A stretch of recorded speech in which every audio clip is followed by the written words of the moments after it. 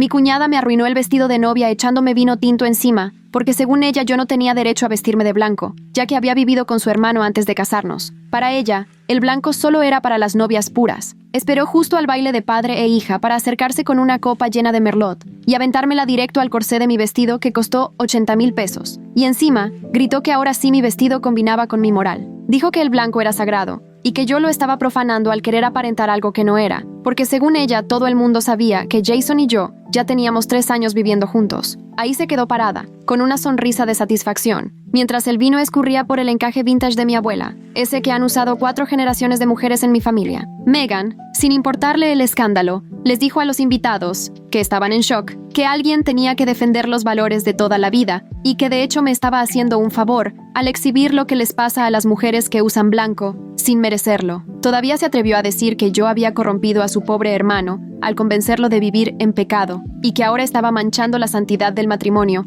al usar un vestido blanco como si nada. Resulta que la tipa llevaba meses planeando todo, contándole a sus amigas que me iba a dar una lección sobre respetar las tradiciones y recordarme mi lugar como mujer caída. Hasta llevó 3 botellas del vino más difícil de quitar y practicó cómo aventarlo para no fallar el blanco. Jason intentó tranquilizar a todos, pero Megan dijo que él estaba cegado por el deseo y que yo lo había atrapado en el matrimonio portándome como esposa sin compromiso. Según ella, las novias de verdad se esperaban a casarse para irse a vivir con el marido y que yo solo estaba jugando a disfrazarme con un color que no merecía. El vestido quedó destrozado y tuve que acabar la recepción con mi vestido de fiesta, mientras todos cuchicheaban y me miraban de reojo. Megan pasó el resto del evento diciendo a quien quisiera oír que había hecho lo correcto y que algún día todos le iban a agradecer por tener el valor de señalar mi hipocresía. Fue en ese momento que decidí que Megan tenía que aprender lo que pasa cuando una se mete a juzgar las decisiones de los demás. Empecé con su departamento, del que vivía presumiendo en su blog de decoración porque todo era blanco, blanco impecable, muebles, paredes, platos, todo, porque según ella,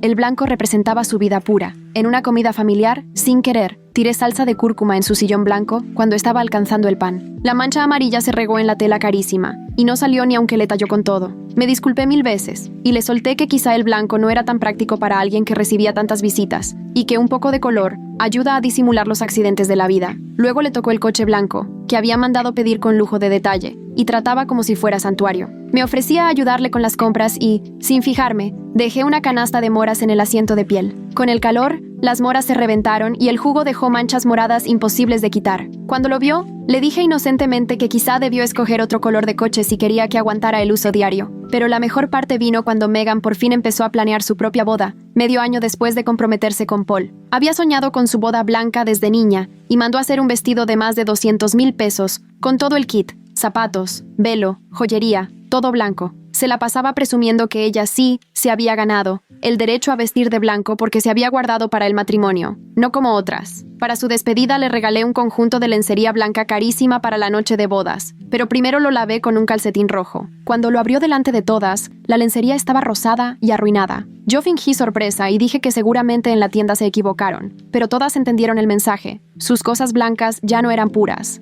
Además, coordiné que en su despedida solo sirvieran vino tinto y me aseguré de que su outfit blanco terminara manchado varias veces por accidente. Al final de la noche, pantalones, blusa y zapatos, todos manchados de vino. Yo no dejaba de disculparme y de comentar que es muy difícil mantener el blanco impecable cuando uno vive de verdad y no solo posa para la foto. La cereza del pastel fue su boda. Llevé un vestido exactamente del mismo tono de blanco que las damas de honor, solo que con otro corte. Y cuando la gente me preguntaba por qué iba de blanco a la boda de otra persona, les explicaba, bien fuerte, que Megan me enseñó que los colores de la ropa son solo tela y no representan el carácter ni las decisiones de nadie. Decía que ella me mostró en mi boda que es más importante juzgar a la gente por cómo se viste que celebrar el amor, así que yo estaba honrando sus valores usando el color que se me daba la gana. Me aseguré de salir en todas las fotos con mi vestido blanco, casi igualito al de las damas, arruinando su paleta y toda la estética. En cada foto de su boda, salgo yo de blanco, cuando debí ir de azul marino como se pidió. Al día siguiente desperté sola y supe que Jason no había llegado a dormir. Vi el celular y tenía 3 llamadas perdidas de Valentina y un mensaje que decía que necesitábamos hablar ese mismo día. Se me hizo un nudo en el estómago porque sabía lo que venía, pero estaba tan clavada en mi triunfo en la boda que ni pensé en las consecuencias. Fui a casa de los Walker esperando que Jason me defendiera como siempre, pero al entrar, toda la familia estaba reunida en la sala esperándome. Valentina estaba sentada junto a Jason, que ni me volteó a ver, y Randolph estaba de pie junto a la chimenea, con los brazos cruzados y una cara más seria de lo normal. También estaban la tía y el tío de Jason, y su abuela, que aún no se iba después de la boda. Valentina empezó diciendo que todos necesitaban hablar de lo que había pasado en la boda de Megan, porque mi comportamiento había cruzado un límite que ya no podían dejar pasar. Abrí la boca para recordarles lo del vino en mi boda, pero Randolph me interrumpió y dijo que todos sabían que lo de Megan estuvo mal, pero que eso no justificaba que yo arruinara a propósito el día de su boda. La abuela dijo que me vio acomodándome en todas las fotos familiares, con ese vestido blanco, y que era clarísimo que lo planeé para lastimar a Megan delante de todos.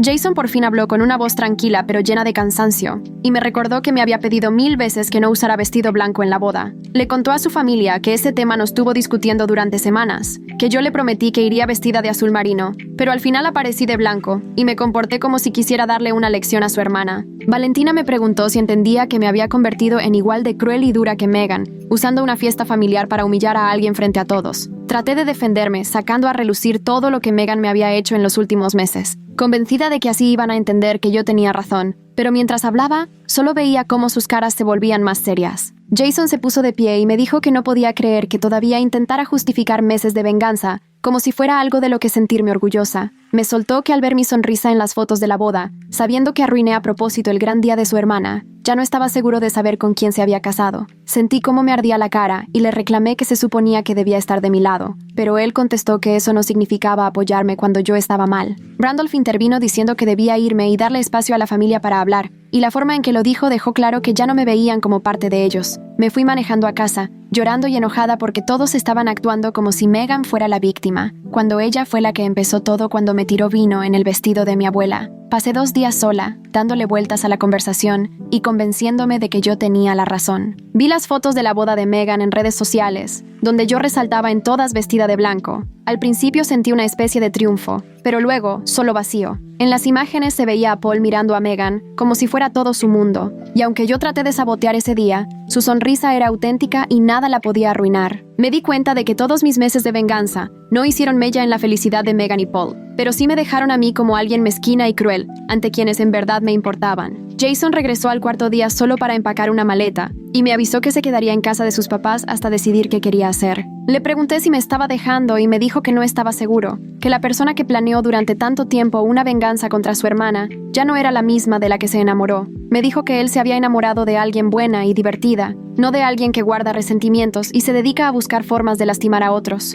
Lo vi guardar su ropa y cosas de aseo, y quise pedirle perdón, pero no me salieron las palabras. Cuando se fue, me quedé sentada en la cama mirando las fotos de nuestra boda que recién me había entregado el fotógrafo. Las fotos de la ceremonia salieron hermosas, mi vestido estaba impecable, y salíamos Jason y yo, viéndonos como si no hubiera nadie más. Luego vi las de la fiesta, donde ya traía el vestido manchado de rojo y mi ropa de repuesto. Pero lo peor era mi expresión. Me veía dolida y enojada, y era clarísimo que en vez de disfrutar mi boda, ya estaba pensando en cómo cobrarme lo que me hicieron. Me cayó el 20 de que el ataque de Megan con el vino sí me arruinó la noche, pero después fui yo quien permitió que ese momento me amargara los siguientes 8 meses. Un día Valentina me llamó y me pidió que fuéramos por un café. Estuve a punto de decirle que no porque temía otro sermón, pero acepté. Nos encontramos en una cafetería cerca de su casa y me sorprendió verla tan agotada. Me contó que después de la reunión familiar, Jason y Megan se pelearon fuerte y que él por fin encaró a su hermana por lo del vino. Megan intentó justificarse con sus creencias sobre la pureza, pero Jason le dijo que su actitud estaba destruyendo mi matrimonio y la relación de la familia. Valentina me confesó que nunca había visto a Jason tan enojado ni diciéndole esas cosas a su hermana, diciéndole que su obsesión con lo que hacían los demás la había vuelto dura y moralista. Yo sentí un poco de gusto al saber que Jason me defendió, pero después Valentina me contó que Megan terminó llorando y reconociendo que se portó terrible en mi boda, que ya sabía que estuvo mal tirar el vino, pero en su cabeza estaba tan clavada en el tema de las tradiciones que hasta creyó que tenía razón. Luego Valentina me dijo, viéndome a los ojos, que sus 2 hijos se habían casado con personas que sacaron lo peor de ellos en todo este enredo. Le admití que usar blanco en la boda de Megan ya no lo hice por darle una lección, sino porque quería que se sintiera igual de chiquita y juzgada que yo cuando el vino arruinó el vestido de mi abuela. Valentina me dijo que entendía mi coraje, pero me preguntó si de verdad valía la pena poner en riesgo mi matrimonio, solo por arruinarle las fotos a Megan. Platicamos 2 horas sobre todo lo que había pasado, y por primera vez alguien reconoció lo mucho que me dolió lo que me hizo Megan sin tratar de justificarla. Pero también Valentina me hizo ver que yo dejé que esa noche horrible definiera todo lo que hice durante meses, volviéndome alguien que planea y maquina en vez de poner distancia y ya. Jason aceptó verme en un restaurante porque me dijo que nuestra casa estaba llena de recuerdos feos en ese momento. Llegué temprano y ensayé en mi cabeza lo que iba a decir, pero en cuanto lo vi entrar, tan cansado, lo que había preparado se me olvidó. Le pedí perdón por ponerlo en medio entre su hermana y yo, y por dejar que la venganza se pusiera por encima de nuestro matrimonio. Él también me pidió disculpas por no haber enfrentado a Megan después de lo del vino, reconociendo que prefirió no hacer olas en vez de resolver las cosas de verdad. Hablamos de cómo los dos manejamos mal la situación, él haciendo como si todo se arreglara solo y yo obsesionada con vengarme. Jason me dijo que todavía me amaba, pero que tenía que estar seguro de que yo podía dejar de justificar lo que hice y que de verdad intentaría arreglarlo. Le dije que quería intentar terapia de pareja, porque no quería perderlo ni por Megan ni por mi sed de revancha. Aceptó buscar a alguien que supiera de problemas familiares, y salimos del restaurante sin haber resuelto todo, pero al menos, por primera vez en semanas, hablando las cosas de frente. Encontramos a una terapeuta llamada Dra. Lawson, especialista en temas familiares, que nos hizo preguntas difíciles sobre lo que esperábamos de nuestro matrimonio. En la primera sesión quise enumerar todas las veces que Megan me lastimó, pero la doctora me interrumpió y preguntó qué había hecho yo para sanar lo que sentía, aparte de buscar venganza. Jason habló de cómo se sintió atrapado entre dos mujeres que amaba y que al final estaban destruyéndose entre sí, y cómo el verme de blanco en la boda fue el momento en que me vio diferente. La doctora Lawson nos preguntó si estábamos dispuestos a trabajar juntos para volver a confiar y poner límites con la familia, y aunque los dos dijimos que sí, la verdad es que nos daba miedo. La tercera sesión fue otra cosa, porque la doctora me preguntó de frente si usar blanco en la boda de Megan era por justicia o solo porque quería que se sintiera humillada, igual que yo me sentí. Me quedé pensando mucho en qué responder, pero al final reconocí que ya no era por justicia. Lo que yo quería era que Megan viera sus fotos de boda y sintiera la misma vergüenza que yo sentía cada vez que veía las mías, todas arruinadas con manchas de vino en el vestido de mi abuela. El Dr. Lawson me cuestionó si ese momento de triunfo valía la pena, considerando que podía perder mi matrimonio, y tuve que aceptar que no, porque me dolió más ver a Jason hacer su maleta que todo lo que Megan me hizo. En esa sesión, Jason me agarró la mano, y sentí que, de alguna manera, estábamos empezando a reencontrarnos. 2 semanas después de esa sesión tan intensa, Jason volvió a casa, pero las cosas se sentían diferentes, y todo era con mucha cautela. Sacó su ropa de la maleta despacio, como si todavía no estuviera seguro de quedarse, y en la cocina parecíamos dos extraños bien educados. Los dos intentábamos armar de nuevo algo que se había roto, sabiendo que no bastaba solo con pedir perdón para arreglar las cosas. De repente lo cachaba mirándome con una tristeza en los ojos, como si buscara a la persona con la que se casó, y no a la que se la pasó meses planeando venganza. Yo también me preguntaba por qué el juicio de Megan me había pegado tanto, en vez de simplemente alejarme y seguir con mi vida. El doctor Lawson me ayudó a darme cuenta de que le había dado demasiado poder a Megan sobre mi felicidad al ponerla en el centro de mi vida durante tanto tiempo. Luego Valentina me llamó para avisar que Megan y Paul ya regresaban de su luna de miel y quería hacer una reunión familiar con una mediadora profesional. Le dije a Jason que no tenía ganas de ver a Megan, pero él me dijo: no podemos evitarla para siempre si somos parte de la misma familia. El doctor Lawson estuvo de acuerdo en que no era realista evitarla, y me ayudó a prepararme para esa plática con la mediadora, practicando lo que quería decir. La reunión fue en una oficina neutral con Ava, una mediadora especialista en conflictos familiares. Entré a la oficina con el estómago revuelto porque no veía a Megan desde su boda, ese día que fui vestida de blanco, y salí en todas las fotos sonriendo. Ella se sentó enfrente de mí, bronceada por la luna de miel, pero también nerviosa, con Paul agarrándole la mano. También estaban Valentina y Randolph, y Jason se sentó a mi lado, aunque no me tocó. Ava explicó las reglas, nada de insultos ni interrupciones, y que estábamos ahí para romper el ciclo de hacernos daño. Megan fue la primera en hablar y dijo: lo que pasó con el vino en mi boda estuvo mal, y permití que mis creencias me hicieran daño de una forma pública y cruel. Casi me voy para atrás porque jamás creí que Megan admitiría su error, dijo. Mi obsesión con la pureza y los valores tradicionales me volvió cruel y arrogante, y tirar vino en tu vestido no tiene justificación, no importa lo que yo pensara sobre las bodas de blanco. Ava me pidió que respondiera y confesé. Mi venganza fue completamente planeada y cruel. La hice para lastimar a Megan igual que ella me lastimó a mí. Le conté que lavé su lencería con un calcetín rojo a propósito, que provoqué que le cayera vino en la despedida de soltera y que me vestí de blanco en su boda para arruinarle las fotos. Megan se puso pálida mientras enumeraba todo lo que hice durante 8 meses, y Paul le apretó la mano con fuerza. Ava dijo que las dos habíamos usado momentos familiares importantes como arma, y preguntó si podíamos comprometernos a dejar de hacernos daño.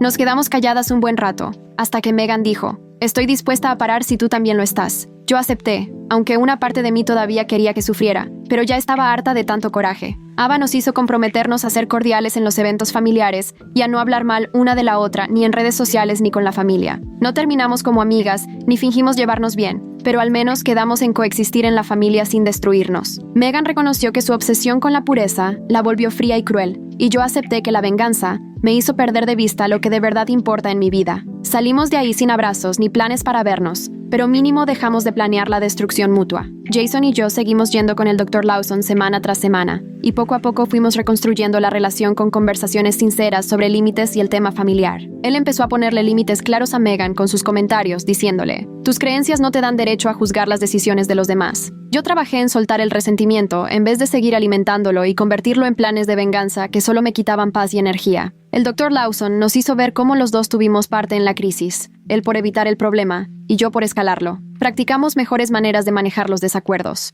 3 meses después de la boda de Megan, fuimos a cenar a casa de Valentina. La verdad se sentía raro, pero al menos ya no era hostil. Megan y yo nos saludamos y platicamos tantito de cosas de trabajo o del clima, sin indirectas ni comentarios pasivo-agresivos. Paul se veía aliviado porque ya no nos estábamos tirando, y Jason hasta pudo relajarse y disfrutar la cena en vez de estar siempre tenso. Sentada ahí, comiendo la lasaña de Valentina, me di cuenta de que ese incómodo pedacito de paz era probablemente lo mejor que podíamos esperar. Megan y yo nunca seremos amigas cercanas que salen por un café y comparten secretos, pero al menos ya podemos estar en el mismo lugar sin buscar hacernos daño. El Dr. Lawson me ayudó a entender por qué lo del vino me dolió tanto más allá del vestido arruinado. Me explicó que fue como un juicio público sobre mi valor y mis decisiones delante de toda mi gente, y por eso me sentí tan expuesta y avergonzada. Trabajar en el tema de por qué me importaba tanto la aprobación de los demás me ayudó a soltar la necesidad de que Megan sufriera exactamente igual que yo, o que se disculpara como yo quería. Me di cuenta de que había dejado que la opinión de Megan influyera demasiado en cómo me veía a mí misma,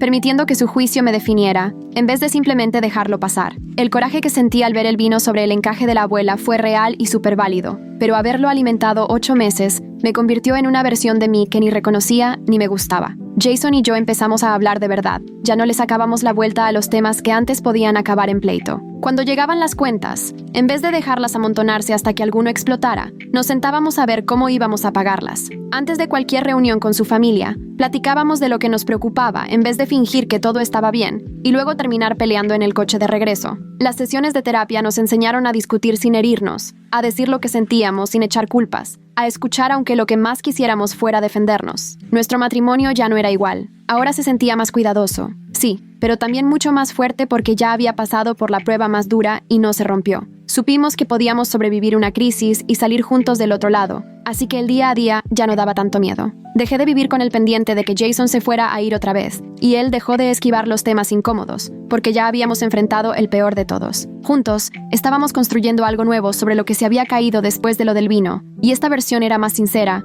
aunque no tan fácil. Un día, mientras esperaba mi café en la cafetería del barrio, vi a la fotógrafa de bodas parada junto a la barra donde entregan los pedidos. Me reconoció al instante y su cara cambió unas 5 veces antes de quedarse en una mezcla de incomodidad y nervios. Se me acercó y me preguntó cómo estaba. Pude notar que se le vinieron a la mente mi vestido manchado de vino y el caos que captó con su cámara. Me dijo que todavía tenía todas las fotos de mi recepción, pero que nunca me las entregó porque no sabía si yo las iba a querer después de todo lo que pasó. Las tenía guardadas en su disco duro esperando a que yo la buscara, pero como nunca lo hice, ahí se quedaron. Le pedí que me las mandara de todos modos. Al final, esconderme de ese día no iba a cambiar nada, y todavía había fotos con mi familia que me importaban. Se le notó el alivio, y me prometió que esa misma tarde me mandaría a la galería por correo. Luego me preguntó si también quería las fotos de la recepción. Le dije que sí, porque aunque no fueran recuerdos bonitos, también eran parte de la historia. Esa noche, Jason llegó a la casa y me encontró sentada en la sala, viendo en la laptop la galería de fotos de nuestra boda. Se sentó a mi lado y empezamos por las de la ceremonia, cuando mi vestido seguía intacto y solo éramos 2 personas felices casándose. El encaje que era de mi abuela se veía precioso, blanco y reluciente en medio del jardín,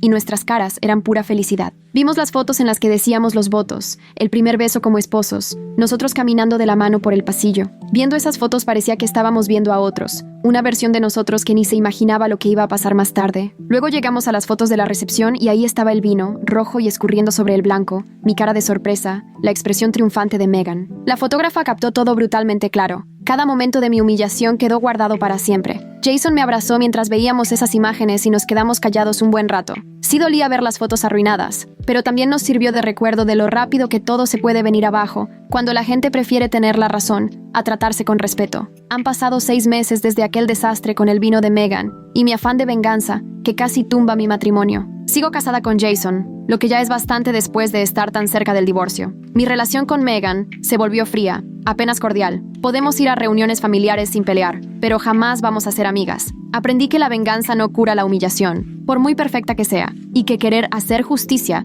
arruinándole las fotos de boda a otra persona, te puede costar más de lo que imaginas. Sí tuve mi momento de venganza usando blanco en la boda de Megan, y viendo su cara al darse cuenta de que sus fotos estaban arruinadas, pero ese instante me costó la confianza de Jason, y me convirtió en alguien que ni yo reconocía. La persona que planeó durante meses una venganza así, no era la mujer con la que Jason se casó, y ahora todos los días trabajo para volver a ser yo, no la versión amargada y vengativa que salió del juicio de Megan. Mi vestido de $8,000 sigue arruinado y guardado en una caja en el closet. Las fotos de la boda de Megan siguen mostrando que yo sobresalgo vestida de blanco, y las dos aprendimos que atacarnos solo hizo que todo fuera peor.